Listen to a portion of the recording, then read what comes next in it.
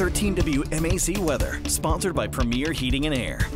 Tell you, I love baking, I love shopping, I love looking at lights. It would be hard to narrow it down to just one thing for a photo. Yeah, exactly. And I tell you what, the best part about rolling into this time of year is when the weather cooperates, right? So I think it's been cooperating the past few weeks with it being cold outside. Feels like Christmas, but it is not going to cooperate on Sunday. Oh, gosh. There's just no way that is going to happen. We've been talking about this for the past several days now, watching a pretty significant rain chance into Sunday, and it's coming into a little more clear view. I'll show you that on future view in just a moment. Here's a live look over downtown. It is chilly outside this morning, 37 in Macon. We're actually among the coolest in Macon right now, but we will warm to 60 later on this afternoon. The reason why we're among the coolest is because the cloud cover that's been in place through the overnight hours has kind of acted as a blanket, and that's kept the temperatures from falling as much as they could. So while it's 37 in Macon, it's still 45 in Cochran, 42 in Cordele, 42 down in McRae this morning, 43 over in Swainsboro, and 39 actually there in Monroe County to get your Thursday started. That cloud cover extends back into Alabama, Mississippi, down into the Gulf of Mexico.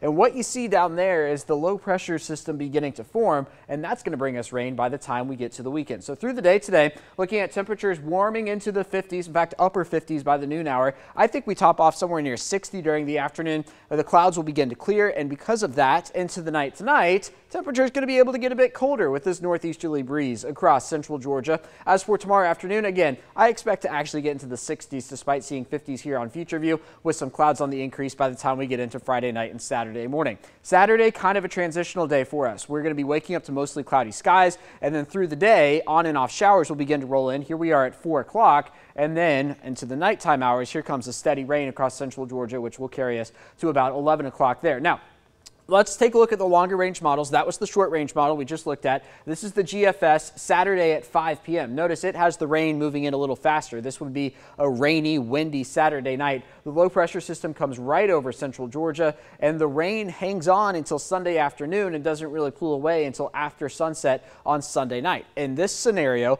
we would be looking at widespread 3 to 4 inches of rain across central Georgia with that low pressure center coming right over us. Now, let's look at the European model. You might remember this is the model that was keeping the rain actually out of central Georgia for the past several days. Well, now it has widespread rain here for Sunday morning, continuing through most of the day on Sunday, pulling away by the time we get to Sunday afternoon, 4, 5, 6 o'clock, with some scattered showers still sticking around potentially for Monday morning. So that's the change, and that the European model is bringing that system closer to us. It's also bringing some snow up in the North Georgia mountains by the time we get to Monday night. In this scenario, the heavier rainfalls would be on the east side of the state, 3 to 4 inches. Between Dublin and Savannah, we'd be looking at 1 to 2 inches here in Macon and Warner Robins. So generally speaking, we have fairly good agreement now that we are looking at a widespread rain chance for Sunday. I know we've got a ton of events scheduled, including the Macon Bib Christmas Parade. Unfortunately, it just does not look like a great forecast there with an 80% chance of rain. Also a 40% chance of rain for Saturday evening. I think the biggest X factor right now is nailing down the timing of when the rain starts. It could start potentially earlier on Saturday, but as of now,